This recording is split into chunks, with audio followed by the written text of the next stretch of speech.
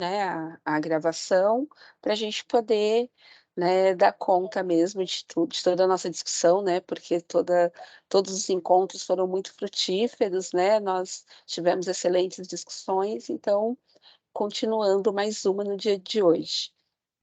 Não vou apresentar o professor Walter, porque ele já está com a gente fazendo esse trabalho, né, só continuidade, então, uma boa formação para todas e todos. E professor Walter, a palavra é sua. Obrigada. Obrigado, Rita.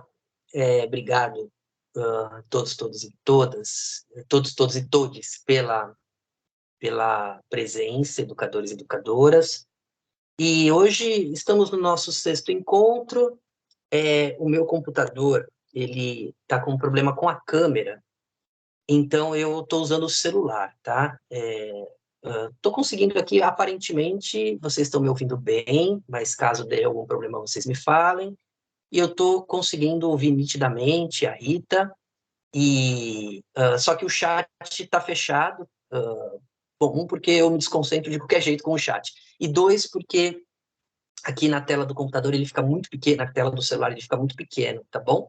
Mas, de qualquer forma, é, vamos, vamos dar início, então, a esse nosso sexto encontro, e ele tem é bom justificar a ausência da Débora hoje.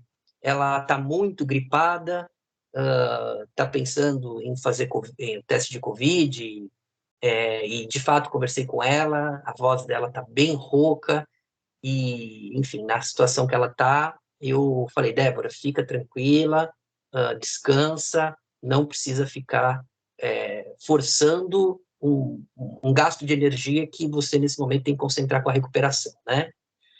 É, então é o seguinte, no último encontro, a gente, a gente se dedicou a pensar um pouco sobre o trabalho das multisseriadas com a questão da heterogeneidade, né? E durante a parte final, em que vocês trouxeram as suas dúvidas, questionamentos, discordâncias, aquele momento final, ele, a meu ver, gerou uma necessidade de fazer um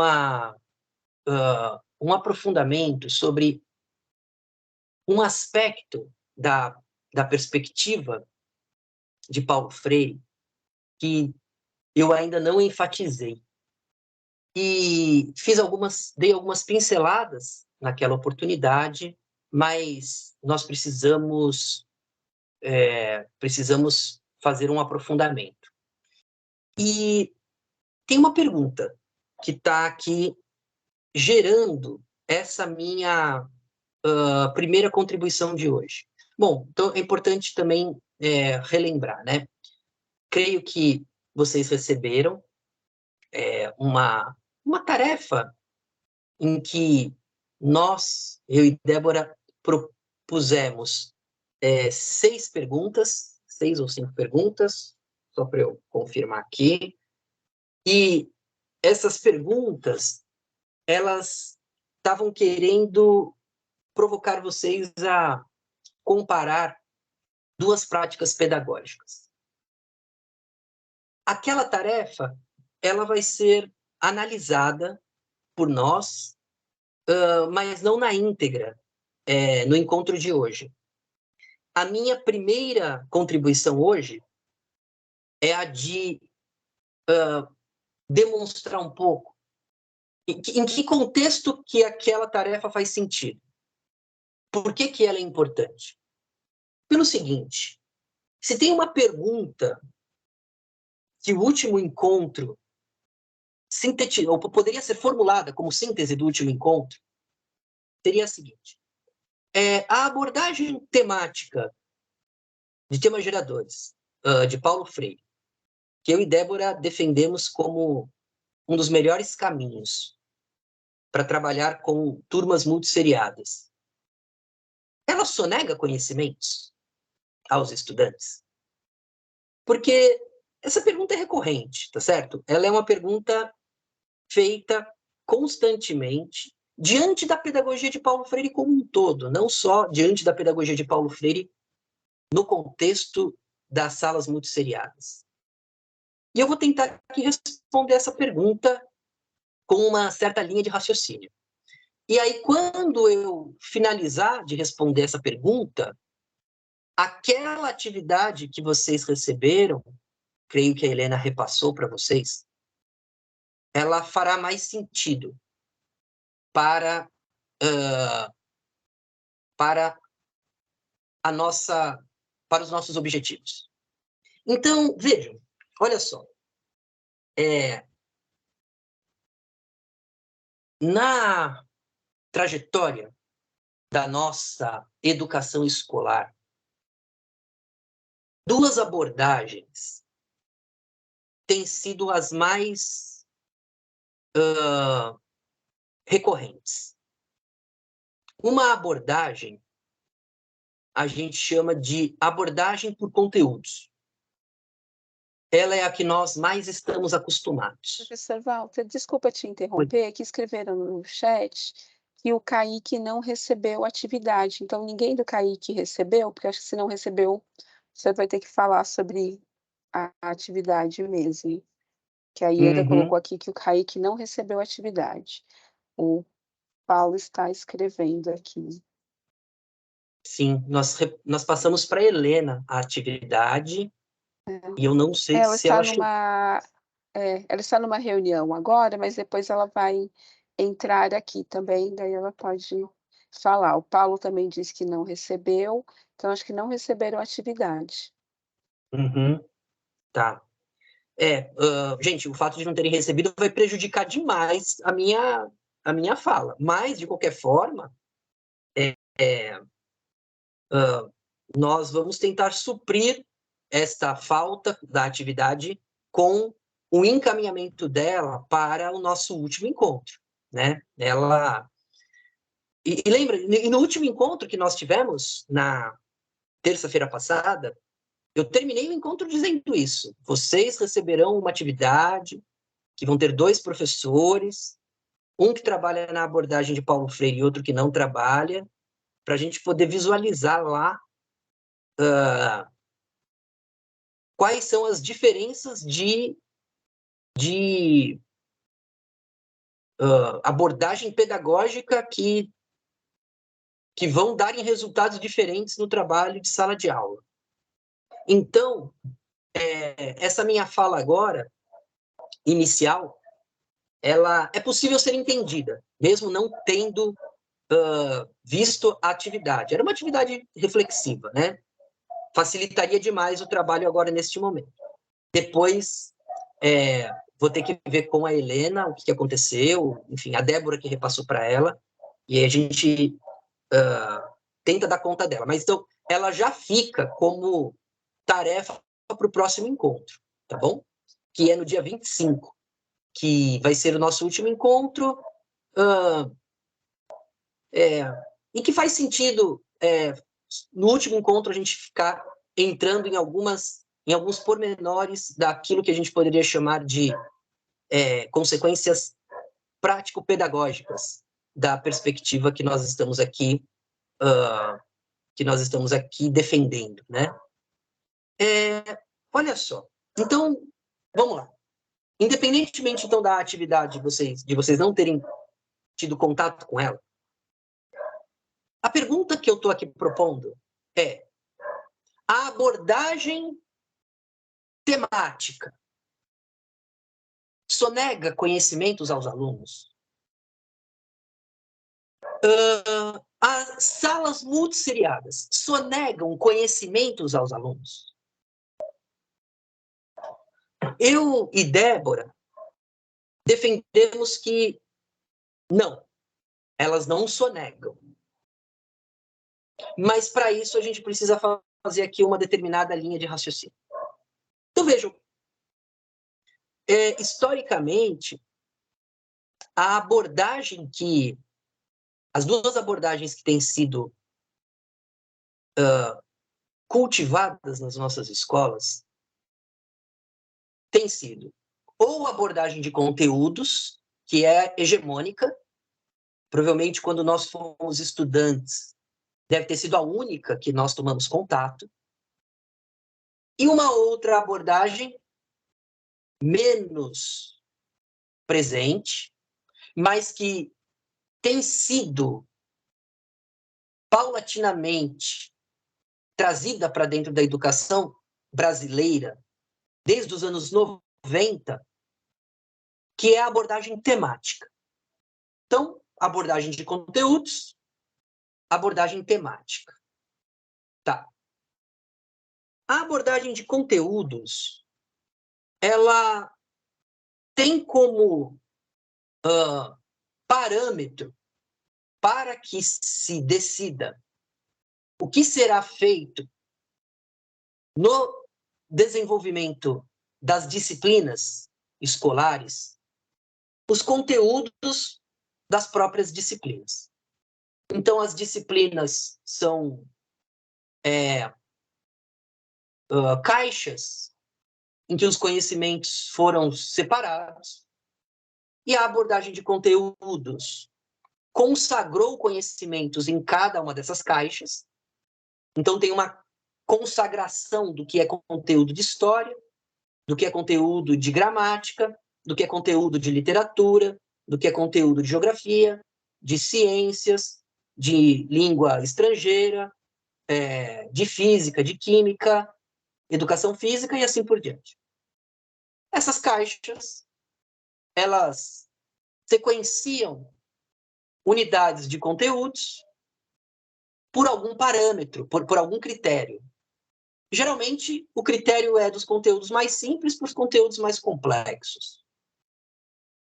E nesta abordagem de conteúdos, o objetivo que a escola atribui para si mesma é que os estudantes aprendam esses conteúdos. Ou seja, o conteúdo, ele é considerado o próprio fim da atividade educativa. Ele é a própria razão da prática pedagógica do professor.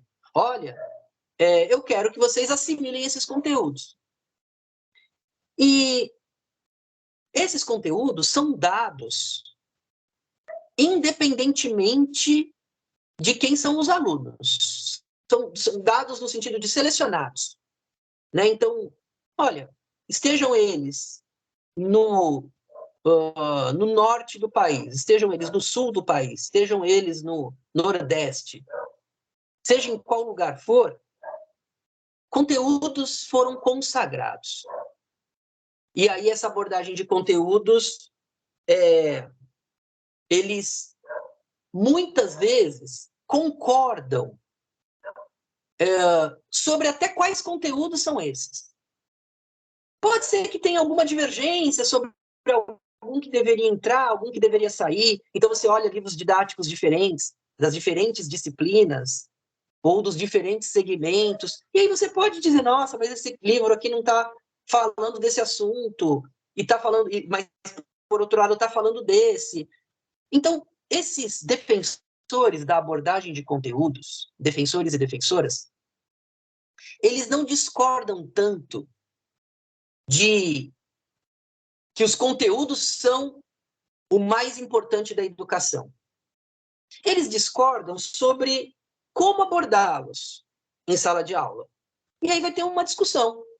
Né? Então, por exemplo, a perspectiva tradicional, que é uma perspectiva que está se inserindo dentro da abordagem de conteúdos, é essa que defende que os conteúdos devem ir dos mais simples para os mais complexos.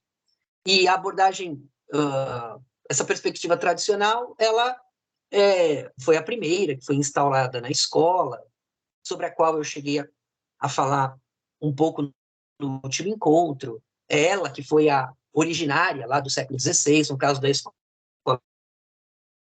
brasileira.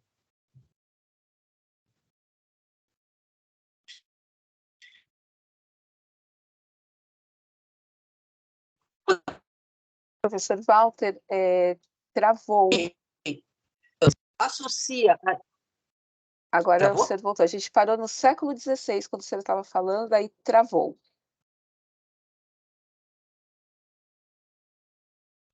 Na internet, né?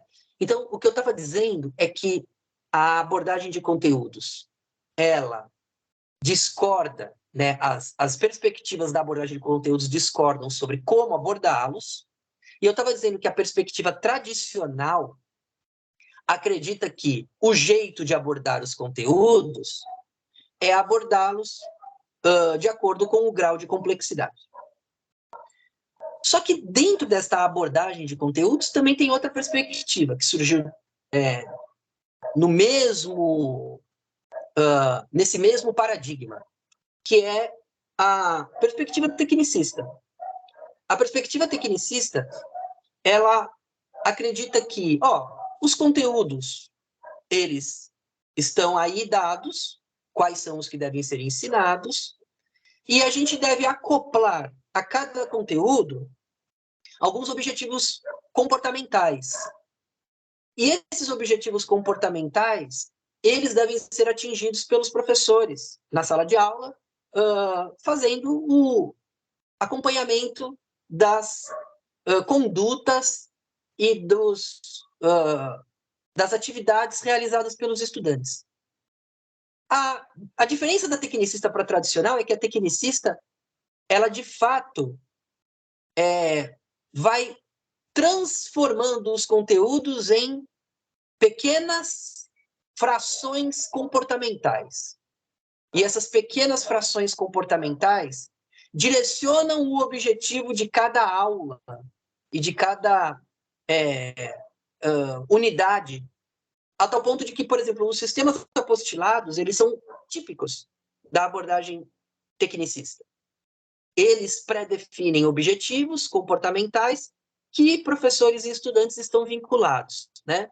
A abordagem tradicional, ela não tem essa pegada comportamental. Ela tem um compromisso mais genérico com a assimilação por parte dos estudantes de uma tradição cultural tida como uma tradição cultural superior, uma tradição cultural mais elevada, clássica, e que os estudantes deveriam assimilar. Dentro também da abordagem de conteúdos, tem uma terceira perspectiva, que é a perspectiva neotecnicista. Esta é relativamente recente, ela remonta aos anos 90, foi fortemente financiada pelos agentes de mercado, pelos agentes do capital financeiro, nos anos 90 em diante, que é uma abordagem que diz assim, olha, sim, conteúdos da escola precisam ser trabalhados, mas eles devem ser convertidos sempre em habilidades e competências. Então, hoje, se vocês pegam o que está...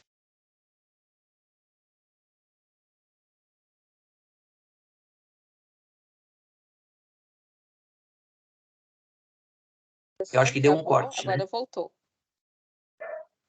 Ok. Na hora que travou, eu estava no neotecnicismo já, né? Isso, já. Perfeito. Então, o neotecnicismo, ele liga cada conteúdo a habilidades e competências. Os sistemas de materiais didáticos que vêm com atividades que possibilitam o desenvolvimento dessas tais habilidades e competências tem sido uma marca muito emblemática dessa perspectiva, né? A tal ponto que você tem hoje um mercado muito próspero de venda dessas tecnologias educacionais para professores desenvolverem atividades sobre esses conteúdos para desenvolver habilidades e competências. Mas o conteúdo continua sendo o ponto de partida do trabalho pedagógico. E tem uma quarta perspectiva, que também se insere na abordagem de conteúdos, que é a perspectiva histórico-crítica, que não está comprometida com os mesmos horizontes das três anteriores, né? As três anteriores, a tradicional, a tecnicista e a neotecnicista, elas são bastante alinhadas a um ajustamento social dos estudantes das escolas brasileiras, sejam elas públicas ou particulares, e seja a EJA ou os outros segmentos. Agora, no caso da pedagogia histórico-crítica, existe um compromisso do conteúdo ser articulado com aquilo que eles chamam de prática social, né? Então, a sociedade, ela tem uma prática que é realizada e se você, cada conteúdo que você for trabalhar, você ligar com esta prática social, você vai estar fazendo uma abordagem didático-pedagógica que vai criar condições favoráveis para o acesso dos estudantes a esses conteúdos. Então, o esforço do professor, sendo uma pessoa bem formada, que tem a solidez de domínio do seu conteúdo, é o de conseguir fazer uma ligação. O professor liga os conteúdos com a prática social dos estudantes, diferentes dimensões desta prática social. Então, vou ter que ensinar pré-história. Tá bom, liga pré-história com a prática social. Agora eu tenho que estudar Egito Antigo. Liga o Egito Antigo com a prática social. Agora eu tenho que estudar adjetivo. Fazemos essa ligação. Agora vamos estudar equação de segundo grau. Faz a ligação com a prática social. Então, na perspectiva histórico-crítica, você tem também uma abordagem de conteúdo, mas muito mais elaborada e que dá para o professor muito mais autonomia do que as anteriores, né? Ou seja, a pedagogia histórico-crítica respeita o professor como um sujeito que promove a elaboração da articulação entre prática social e conteúdos. E, por isso, está numa perspectiva com outro horizonte teórico, político, ético, diferente das três anteriores. Mas, repito, também é uma abordagem de conteúdo. Muito bem.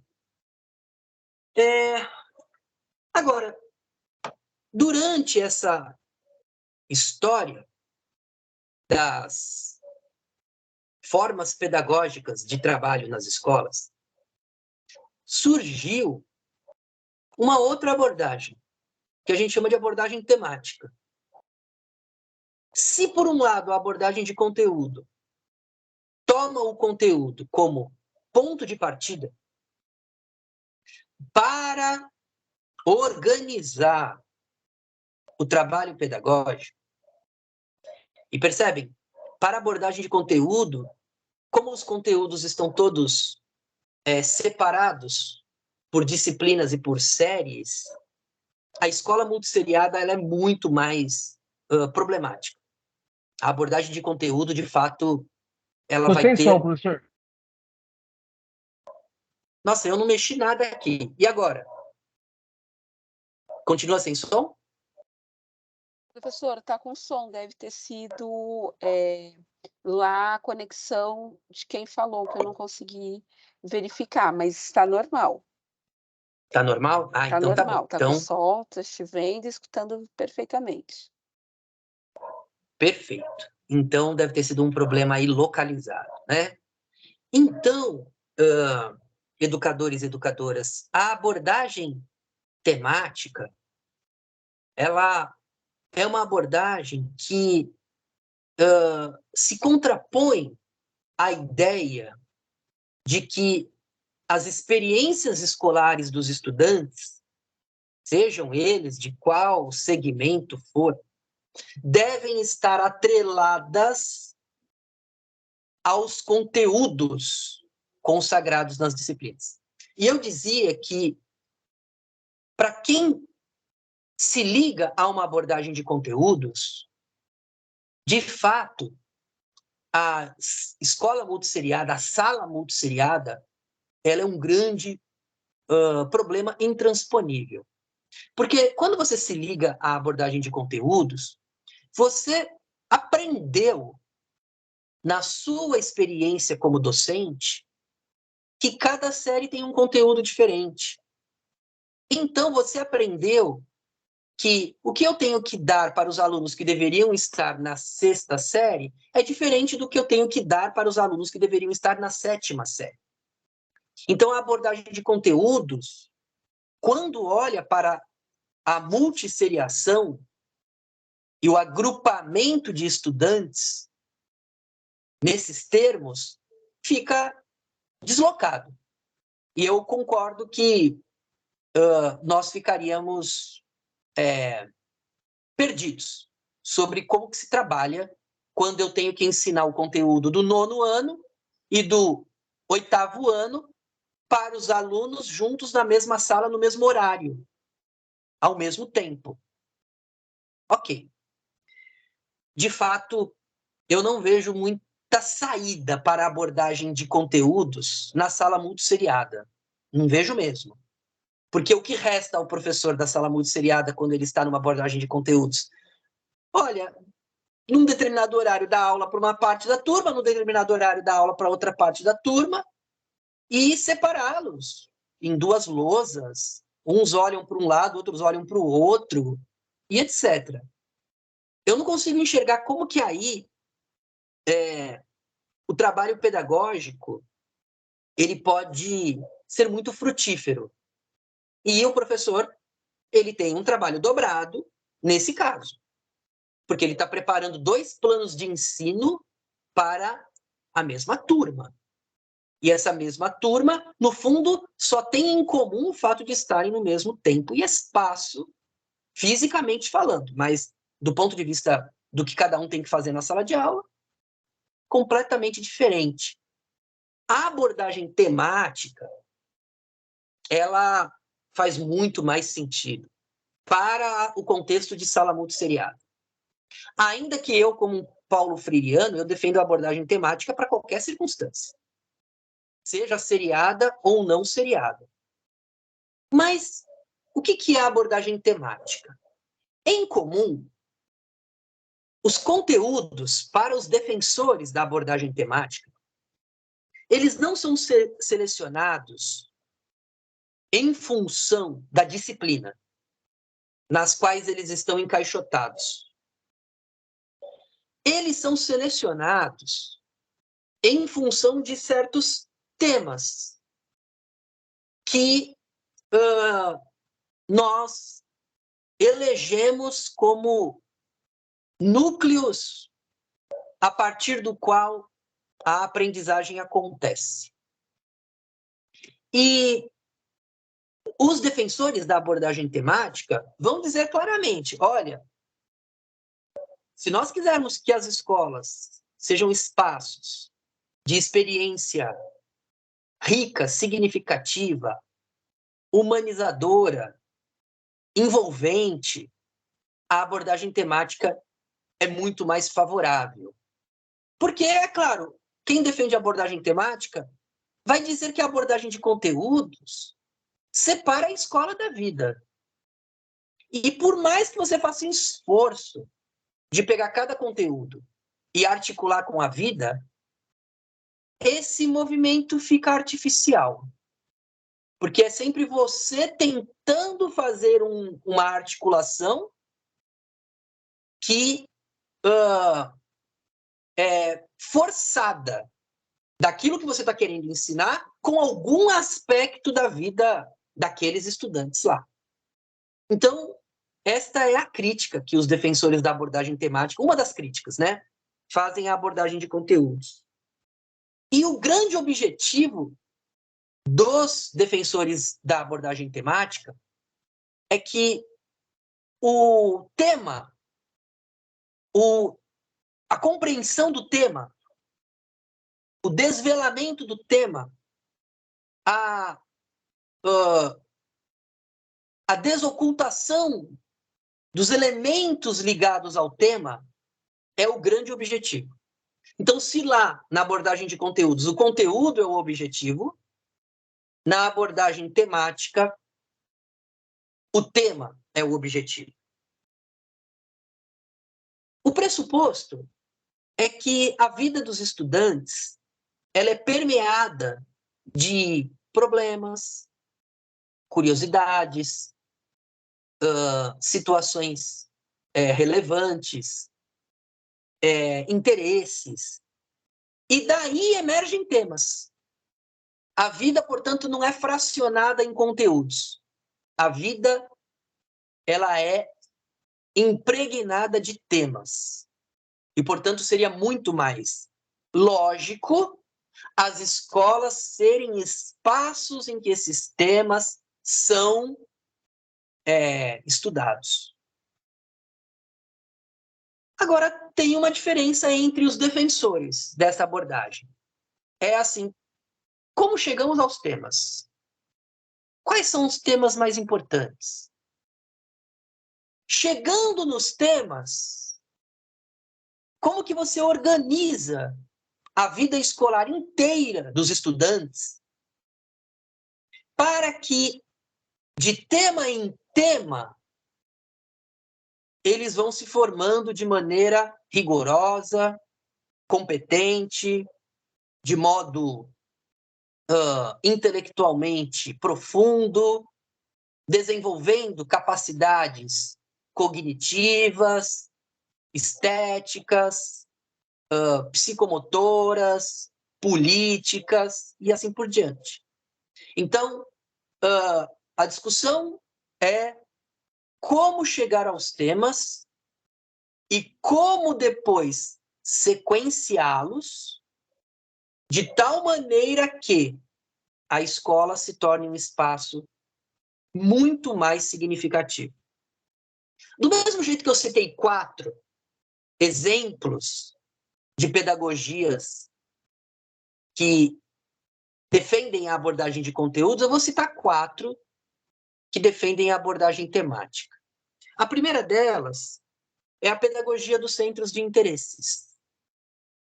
Essa pedagogia dos centros de interesses, ela nasceu dentro daquele movimento que a gente conheceu lá quando estudou História da Educação, a Escola Nova, e aí ela é uma das suas possíveis, dos seus possíveis desdobramentos, né? Que o papel da escola e dos seus educadores é fazer levantamento de interesses daquele público. Aquele público com quem você trabalha, você precisa descobrir que interesses que aquelas pessoas têm. Então, você percebe? Não importa quem que você está agrupando na sala de aula. Levanta os interesses daquele grupo. E, a partir daqueles interesses, você vai organizar um trabalho didático-pedagógico com aquelas pessoas. E você vai recorrer ao seu campo de conhecimento para mostrar o desdobramento daqueles interesses naquele campo do conhecimento. Então, esse primeiro exemplo que eu estou dando, a pedagogia de centro de interesses, ela parte dos que os indivíduos têm como seus principais centros de preocupações. Bom, Paulo Freire não entra aí. Paulo Freire é uma proposta temática, de abordagem temática, mas que não está aí. Não está nessa perspectiva dos centros de interesse. Uma segunda, muito famosa, aqui no Brasil, ela chegou com tudo nos anos 90, é a pedagogia de projetos. A pedagogia de projetos, ela também é uma pedagogia baseada em temas, que se insere no campo da abordagem temática, né? Então, a pedagogia de projetos, se a gente vai ler os autores que são os seus criadores, a gente vai ver que eles estão propondo que as escolas e os seus professores e professoras façam uma investigação sobre quais são os temas de interesse coletivo dos estudantes. Esses temas eles são eleitos por votação, por enquete, e eles que formam o currículo escolar nos vários anos que esses estudantes vão estudar. E, às vezes, esses projetos eles estão ligados a temas genéricos, tipo Copa do Mundo. Às vezes o tema é festas, datas comemorativas, eleições, dengue, coronavírus. Enfim, projetos são elaborados e cada uma das disciplinas, os professores elaboram o desenvolvimento desses projetos. E aí vão fazer o trabalho didático sobre e a partir desses temas que suscitam projetos. Repito, é a pedagogia de projetos, que é uma segunda perspectiva de abordagem temática. Uma terceira perspectiva de abordagem temática, ela é bem contemporânea, defendida fortemente por autores filósofos, pedagogos, que se situam numa perspectiva que a gente chama de pós-crítica, né? Ou seja, o que esse pessoal pensa? Eles pensam o seguinte, olha, a escola é, por definição, um espaço das diferenças. E as diferenças, elas devem ser o ponto sobre o qual os professores e professoras devem ter um olhar cuidadoso. E pegar essas diferenças como temas de estudos dentro da escola é o que de melhor podemos fazer para o trabalho pedagógico ser bem desenvolvido. E os pós-críticos, eles não têm um discurso tão forte dessa parte propositiva, eles ficam mais numa parte de denúncia, né? Numa parte de desconstrutiva do que a escola faz conosco, com as nossas identidades, com a nossa autenticidade. Então, eles têm um discurso muito mais desconstrutivo do que construtivo. Mas, quando são provocados a propor algo, de modo recorrente, recaem numa abordagem temática, dizendo que uma abordagem temática é muito mais promissora do que uma abordagem de conteúdos.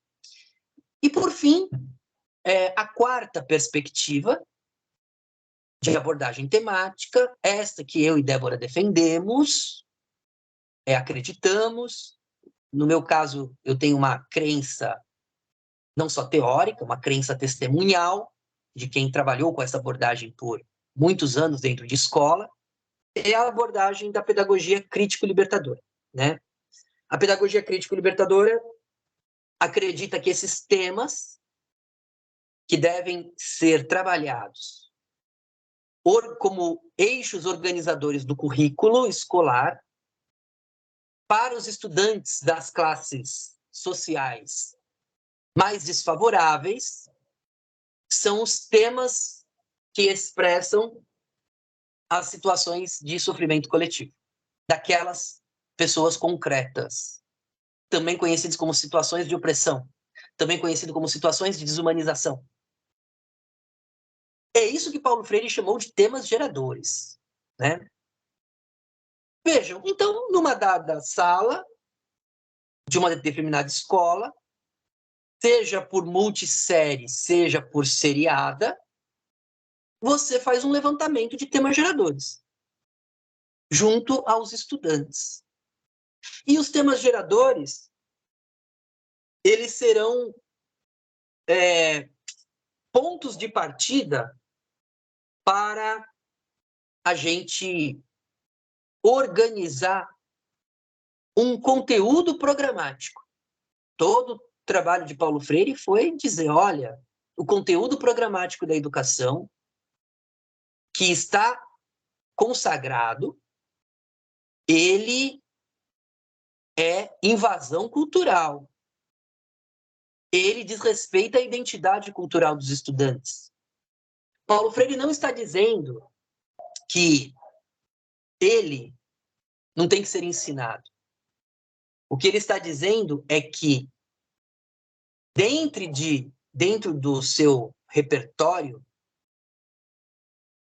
imenso, tem alguns deles que são significativos para aquelas pessoas reais, e outros não são significativos. Aqueles que são significativos são os que os temas geradores demandam. Os temas geradores demandam conteúdos. Então, esses que os temas geradores demandam, nós trazemos para o currículo. Aqueles que os temas geradores não demandam, nós não trazemos. E nós não trazemos pelo simples motivo de que o aprendizado deles seria artificial, seria mentiroso, seria alienante. E eu, como um freiriano, defendo que você quer ensinar um tema que não, um conteúdo que não é demandado por temas geradores, você pode, mas você tem que combinar com o estudante por que você está fazendo aquilo. E ele tem que concordar com o seu argumento. Então, por exemplo, eu, Walter, quero ensinar metafísica de Aristóteles para os meus alunos. Sou professor de filosofia, quero ensinar. Não tem ligação com temas geradores. Bom, eu vou ter que dizer para eles alguma coisa do tipo, gente, olha só, vocês estão aqui prestes a chegar na fase de Enem. E o Enem, ele dá importância para um monte de conteúdos, dentre eles filosofia grega clássica. E a filosofia grega clássica tem um filósofo chamado Aristóteles que desenvolveu vários temas de filosofia, dentre eles a metafísica. Vocês querem ir bem nessa prova? Querem ter chances dela? Então, eu vou dar uma aula disso aqui e vocês acompanhem meu raciocínio. Mas você percebe? Não é ligação com um tema da vida, nada disso. É para fazer uma prova. É para fazer um treinamento. O Paulo Freire, ele não chegou a falar muito sobre isso. Mas eu, como um freiriano, eu diferencio claramente para mim o que é o trabalho pedagógico ligado a temas geradores do que é o meu trabalho pedagógico ligado a um treinamento para uma prova. São trabalhos muito diferentes. O trabalho pedagógico ligado a temas geradores é um objetivo pedagógico libertador. Ele se faz por meio da dialogicidade. Ele traz situações significativas para refletir. Quando propõe um tópico de conhecimento, é um tópico de conhecimento suscitado pelas situações significativas. Quando traz uma música para ser ouvida, tem ligação com aquelas situações significativas. Quando pede para os estudantes escreverem algo, é uma forma de você analisar qual é a interpretação que eles estão fazendo daquelas situações significativas. Ou seja, nenhuma experiência educacional é alienada nessa perspectiva de Paulo Freire. Porque se você tiver uma experiência educacional alienada, que o sujeito realiza, sem relação com a sua existência real, aquele sujeito está submetido a uma situação de dominação. Uma das características da alienação é que ela é uma situação de dominação. É você perder o controle da sua história. É você perder o controle de um processo. Então, o treinamento para um Enem, o treinamento para uma prova, é, por definição, uma situação alienadora da escola. E a gente, na hora que vai fazer esse treinamento, tem que saber que está fazendo nessa circunstância mesmo. Agora, a perspectiva de abordagem temática por temas geradores não está comprometida com este treinamento. Aliás, as pessoas até me perguntam, Walter, é possível um cursinho paulo freiriano? Não, são coisas excludentes. É impossível formar pessoas para fazer provas de larga escala pela pedagogia de Paulo Freire. É impossível. Porque não é esse o objetivo da pedagogia de Paulo Freire. Quando ele propõe uma abordagem temática, o objetivo dele é contribuir com os estudantes para o desvelamento das situações de opressão. E o desvelamento das situações de opressão exige conhecimentos de história, exige conhecimentos de geografia, exige conhecimentos de física, exige conhecimentos de química, de biologia, exige todos os conhecimentos. Mas não necessariamente todos aqueles que uma prova de larga escala vai exigir. Então, existe uma tensão entre as perspectivas de conteúdos e a perspectiva temática. Então, A abordagem de conteúdos e a abordagem temática tem uma tensão entre elas. E a tensão entre elas é sobre qual o papel da escola pública. Elas discordam sobre o papel da escola pública. E como elas discordam sobre o papel da escola pública, elas vão discordar de tudo.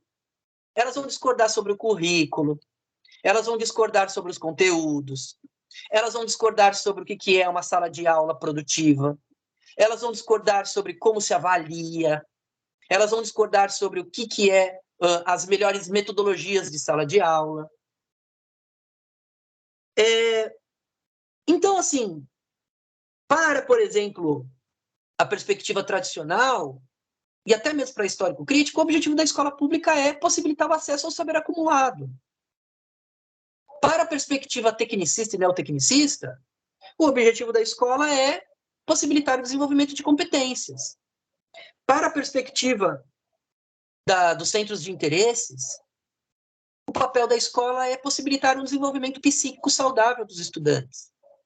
Para a perspectiva neotecnicista, é preparar para o Enem, fazendo provas de treinamento para os estudantes, para eles aprenderem como responder corretamente aquelas perguntas, num sentido bem competitivo mesmo. Para uma perspectiva como a histórico-crítica, é preparar a classe trabalhadora para o saber sistematizado, porque que a classe trabalhadora domine o saber sistematizado para conseguir depois ocupar espaços de poder. Para a perspectiva pós-crítica, ou se não a pós-crítica, mas as perspectivas humanistas de educação, olha, o objetivo da educação é ensinar o sujeito a aprender a aprender. Então, dá muito mais ênfase nos processos do que nos conteúdos. E a perspectiva de Paulo Freire, para ele, o papel da escola pública é possibilitar aos estudantes o desvelamento das situações de sofrimento coletivo para poder superá-las, para poder promover uma luta, para poder aprender a se organizar politicamente. Então, a abordagem baseada em conceitos e conteúdos e a abordagem baseada em temas divergem sobre o sentido da escola, o sentido da educação. Muito bem. Sobre a abordagem temática freiriana, para eu finalizar aqui a minha fala, o Paulo Freire tem aí uma base, fundamentos políticos, para dizer o que ele estava dizendo, éticos e fundamentos gnosiológicos. Gnosiologia significa teoria do conhecimento. Gnosiologia é a área do conhecimento humano, da filosofia, que estuda como que o conhecimento se dá no nosso desenvolvimento. O Paulo Freire tem uma teoria do conhecimento que é diferente de tantos outros pedagogos e pedagogas, educadores e educadoras. Para ele é o seguinte, nós somos, desde que surgimos no planeta, Paulo Freire fala em termos antropológicos mesmo, desde que surgimos no planeta. Nós somos seres comunitários, nós não somos seres isolados. O indivíduo isolado humano que é abandonado morre. Se nasce e é abandonado, morre. Não sobrevive. É isso que faz a gente ser comunitário. Você não existe por conta própria como ser humano. Você existe na cultura. Você existe no contato com o outro. Você existe porque o outro precisa de você e você precisa do outro. Isso faz com que a gente tenha como premissa, somos seres comunitários. Essa é uma premissa de Paulo Freire. E esses seres comunitários se deparam com problemas nas suas vidas. E ao se depararem com problemas, historicamente, esses seres comunitários indagam-se sobre os problemas. Então, temos uma falta de chuva. Como vamos fazer para buscar alimentos? Temos uma doença se espalhando. Como vamos fazer para enfrentar essa doença? Temos falta de água. Como vamos fazer para trazer água para a comunidade? Então, historicamente, a nossa vida comunitária nos leva a perguntas junto com os outros. Eu repito, Paulo Freire está buscando antropologicamente o fundamento da sua pedagogia. E, ao se perguntar sobre esses problemas comunitários e como resolvê-los, os seres humanos juntos vão atrás do conhecimento. Vão buscar respostas juntos. E criam hipóteses juntos. E dialogam sobre suas hipóteses. E vão tentar buscar em fontes respostas para as perguntas, comparando com as suas hipóteses. Então, percebem, para Paulo Freire, o que é o normal do aprendizado? Juntos, temos problemas, fazemos perguntas a partir desses problemas, buscamos respostas juntas, e essas respostas subsidiam as soluções para esses problemas. Pronto. É por isso que Paulo Freire defende temas geradores. Porque o Paulo Freire, ele fala, olha, numa sociedade opressora, como esta que nós vivemos, as comunidades das populações mais vulneráveis têm problemas. Esses problemas suscitam perguntas. Essas perguntas suscitam demandas de conhecimentos. Esses conhecimentos são sistematizados.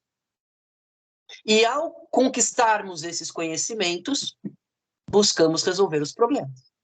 Buscamos dar respostas práticas a esses problemas. E agora eu fecho. A pedagogia de Paulo Freire, portanto, porque se acopla melhor às multisseriadas? Porque é uma abordagem temática. Percebe? A abordagem temática, você pode levantar temas geradores com estudantes agrupados, da quinta e da sexta série. Quais são os temas geradores dos estudantes que estão diante de você? Essa é a questão para Paulo Freire. E você, pegando esses temas geradores, você vai identificar quais são os conhecimentos sistematizados que esses temas geradores demandam. E esses conhecimentos sistematizados são tratados com aquele grupo na sala de aula. E aí você não tem amarração com conteúdos da quinta série, conteúdos da sexta série, conteúdos da sétima série. Você tem compromisso de desvelar temas. E aí, a pergunta que vocês me fizeram naquele encontro passado, tá? E isto sonega conhecimento dos estudantes? Agora o freiriano respondendo. O que sonega o conhecimento dos estudantes é a abordagem de conteúdos. O que tem sonegado historicamente o conhecimento aos estudantes da classe trabalhadora não é a abordagem temática. Porque quando você trabalha conteúdos que se dissociam da existência dos sujeitos dentro da sala de aula, a falta de sentido desses conteúdos é a sonegação. Então você fala assim, não, eu dei o conteúdo, mas eles não aprenderam, porque não prestaram atenção. Bom, então, aquele conteúdo foi sonegado. Você deu, mas de nada adianta ter sido dado se ele não foi aprendido. E o aprendizado, repito, para Paulo Freire, só acontece dentro das situações existenciais significativas.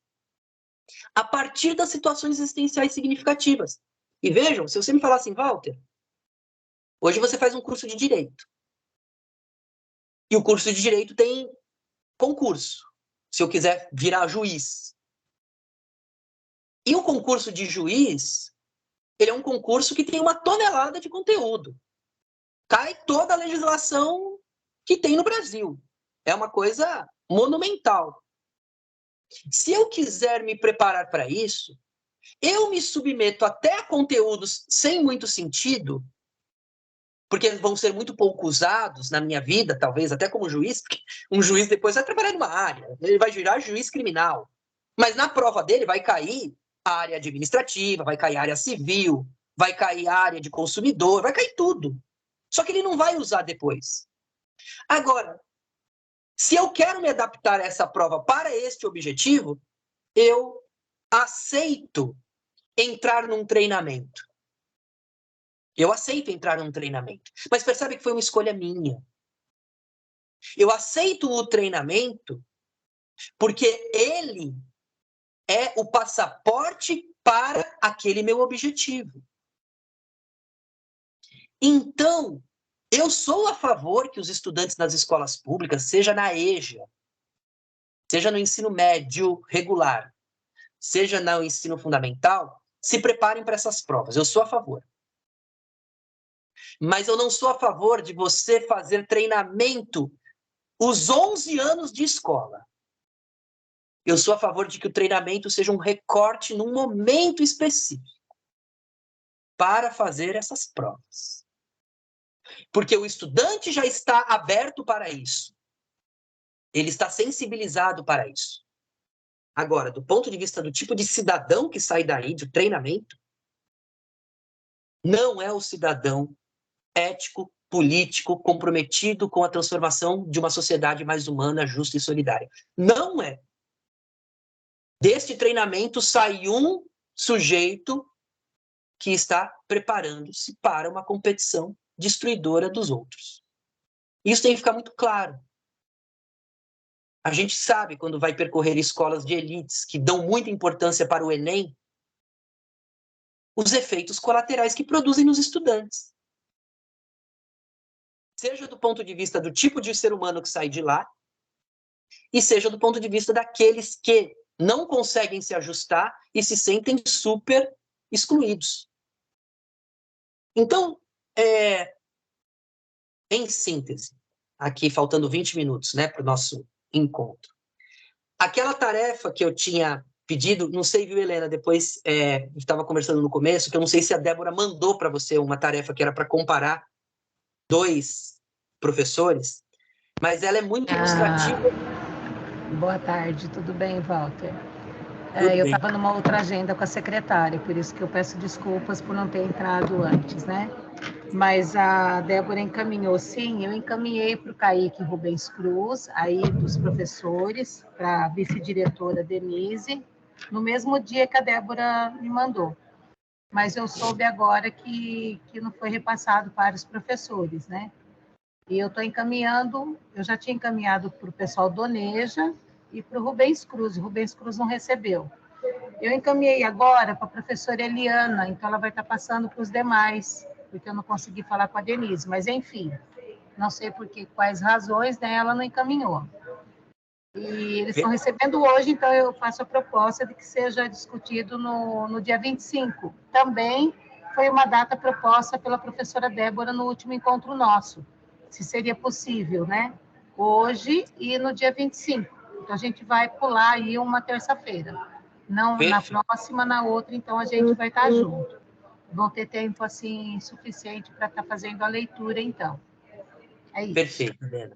Perfeito. E aí, nessa atividade, educadores e educadoras, quando vocês a lerem, o primeiro professor, ele trabalha a abordagem de conteúdo. Não estou te ouvindo. Oi. E agora? Não? Não estou ouvindo. E o restante, está me ouvindo? Ninguém está me ouvindo? Estou ouvindo. Helena, o pessoal aqui está me ouvindo, viu? Não sei se foi um problema aí. Diga, estou ouvindo. Ok. Estamos Então, ouvindo. Perfeito, perfeito. Então, olha só. Quando vocês pegarem essa atividade, ela tem um primeiro professor que trabalha abordagem de conteúdo e um segundo professor que trabalha abordagem temática freiriana. Olhem para elas com carinho, para a atividade, e se perguntem: a abordagem temática freiriana sonega conhecimentos? Vejam o que o segundo professor está fazendo com os estudantes. Mas eu concluo por aqui a minha parte de fala do encontro de hoje e estou aqui à disposição para escutar vocês, tirar dúvidas, ouvir discordâncias e sabendo que o consenso não é minha expectativa. Minha expectativa é socializar um modo de pensar a educação, tá bom? Então, tá aberto. Eu vou pedir, como eu estou só com o celular hoje, se puderem abrir o microfone para falar, ao invés de chat, facilita bastante.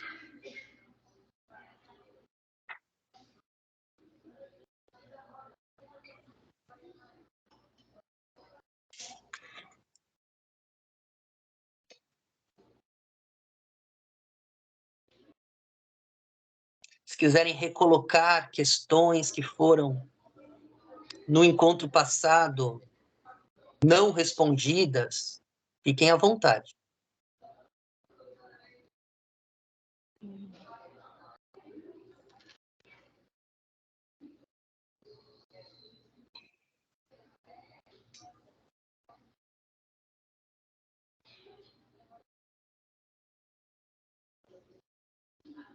Caso vocês que estão com acesso melhor ao chat do que eu, se quiserem, tiver algo lá perguntado, se puderem ler em voz alta, trazer aqui para o diálogo, vai me ajudar bastante.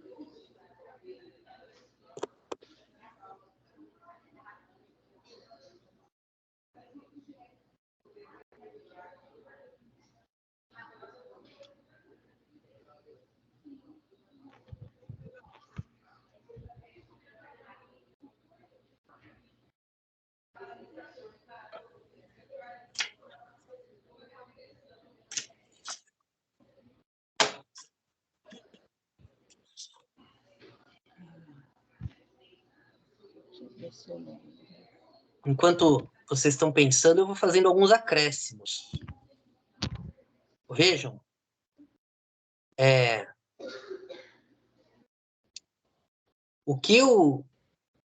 quando Paulo Freire fez uma crítica à educação bancária,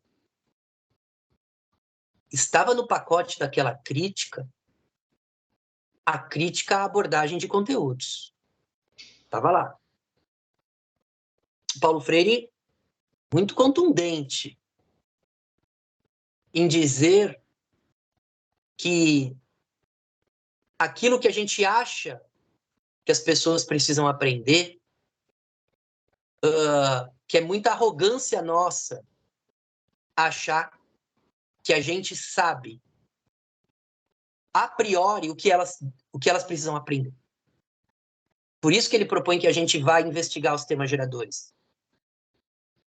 É muito autoritarismo nosso.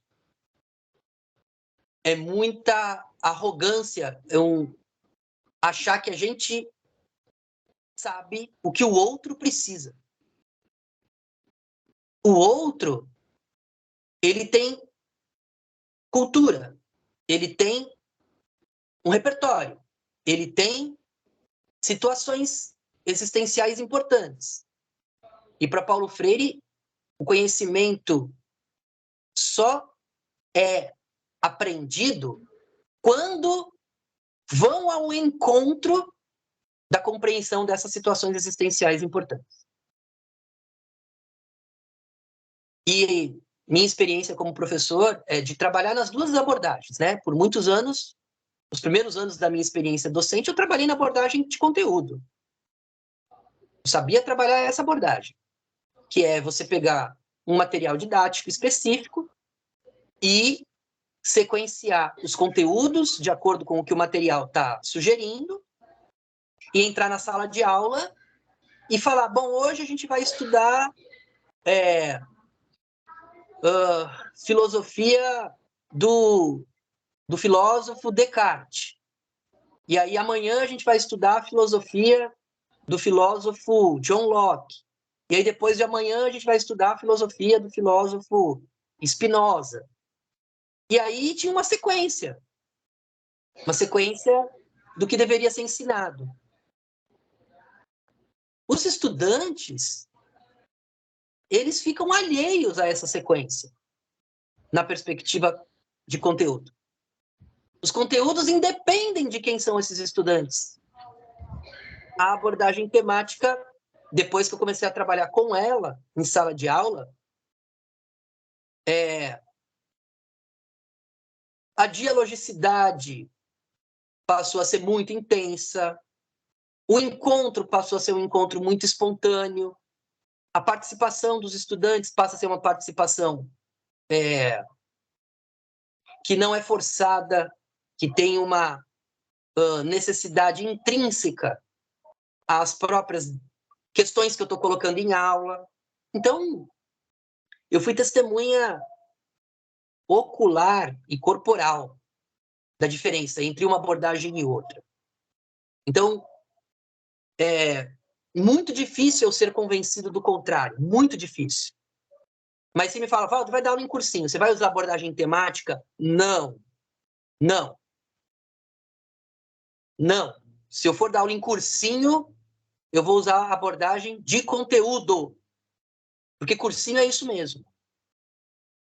Essas provas de larga escala é isso mesmo. Aliás, se eu for num cursinho e der aula de abordagem temática, eu sou mandado embora.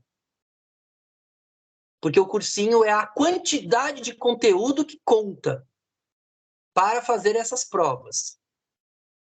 Agora, daí sai uma formação humana? Não. Daí sai uma cabeça burocrática para fazer provas. Ou seja, sensibilidade, compromisso ético-político, compromisso com justiça, compromisso com a igualdade, com solidariedade, nada disso. Nada disso. Nada disso importa nessa perspectiva. E uma coisa importante, a perspectiva de Paulo Freire não é uma questão de falar em solidariedade. É viver a solidariedade. Não é uma questão de falar em inclusão. É viver a inclusão. Que alguém poderia falar, não, mas eu posso dar uma aula expositiva falando da importância da democracia. Pois é, mas a democracia não é uma questão de conteúdo. Democracia é uma questão de experiência.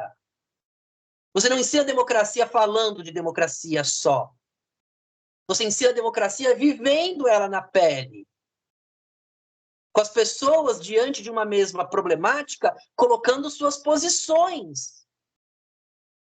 Só que num cursinho isso não existe. Não existe. Na abordagem temática freiriana, isto é estruturante dos encontros. Paulo Freire chamava os encontros de círculo de diálogo, círculo de cultura. Então, foi importante eu fazer essa ênfase agora só para avançar um pouquinho mais no que eu estava aqui trazendo, né?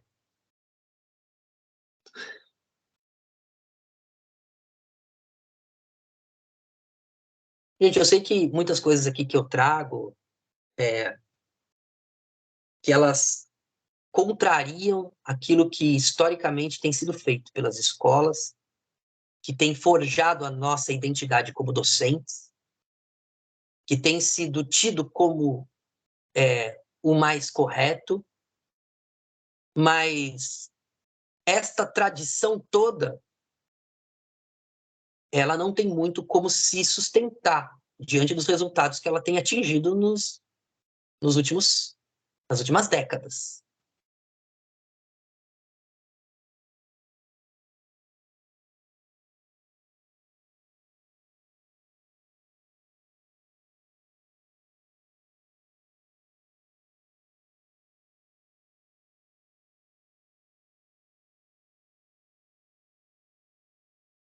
Não, não travou não, Ieda. É que eu tô... aqui a palavra está aberta para vocês falarem.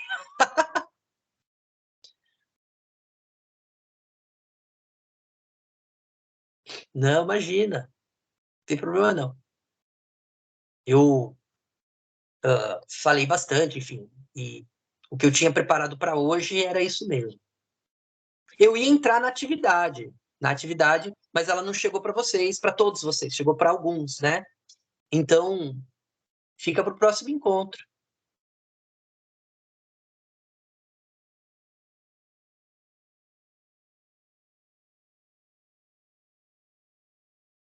E no próximo encontro também eu peço, sim, com toda franqueza, com toda tranquilidade, avaliem o trabalho que nós fizemos. Não tem nenhum receio. Nós, eu e Débora, não temos nenhuma relação hierárquica do ponto de vista de gente não gostando do que vocês disserem sobre o nosso trabalho, a gente ficar podendo fazer alguma coisa contra vocês. A gente não pode fazer nada. A gente precisa ter retornos. Os retornos nos ajudam para as futuras assessorias, para os trabalhos que a gente vem fazendo por aqui. Essa semana eu tinha comentado lá no começo que Vitória, o município de Vitória, a educação de jovens e adultos, trabalha com multissérie. Eu tinha falado para vocês que aqui a multissérie se divide em 3 etapas: inicial, intermediária e conclusiva. A inicial junta os estudantes do momento da alfabetização. A intermediária junta os estudantes daquilo que seriam as etapas entre o 4º ano e o 7º ano, e a conclusiva junta os estudantes que seriam do 8º e 9º anos do ensino fundamental, né?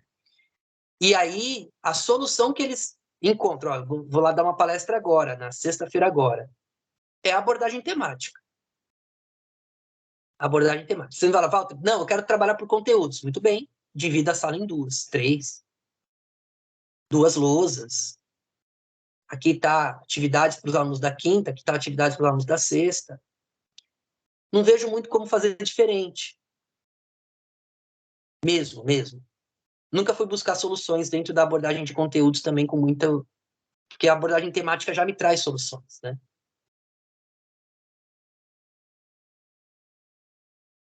Podemos finalizar, então? Os professores estão muito quietinhos hoje, né?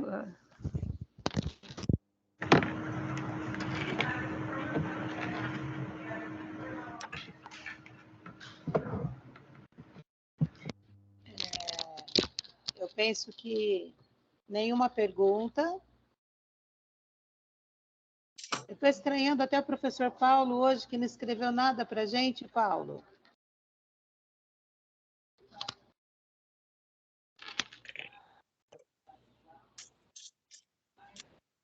Walter, hoje está todo mundo quieto. Sem Obrigada, problemas. Paulo. Obrigada. Ele só está ouvindo hoje, viu, Walter? Mas eu agradeço a presença de todos e todas e todes, e agradeço ao professor Walter pela sua disponibilidade em estar conosco, pelas contribuições que está trazendo. Eu penso que no início a gente tinha muita ansiedade, né? Tinha muitas questões para fazer. E agora parece que a gente está mais tranquilo, né? Está vindo de encontro à ansiedade da gente. Mas eu agradeço, torcer para a Débora esteja bem no próximo encontro e esteja conosco. Ah lá, a Ieda está escrevendo. Vou esperar só um minutinho e a Ieda. Mas é bom demais falar sobre educação de jovens e adultos, né? Obrigada, viu, Ieda? Obrigada pela sua presença, obrigada, José Paulo. A Rita, obrigada pelo apoio. Adriana, Eliana e os demais participantes aí que estiveram conosco. Então, até o dia 25, né, professor Walter? Sim, até lá, Helena. Tá, Obrigado, educadores e obrigada, viu? educadoras. E um bom Obrigada. trabalho para você. Tá, obrigada, viu? Até a próxima. Até. Tchau, tchau.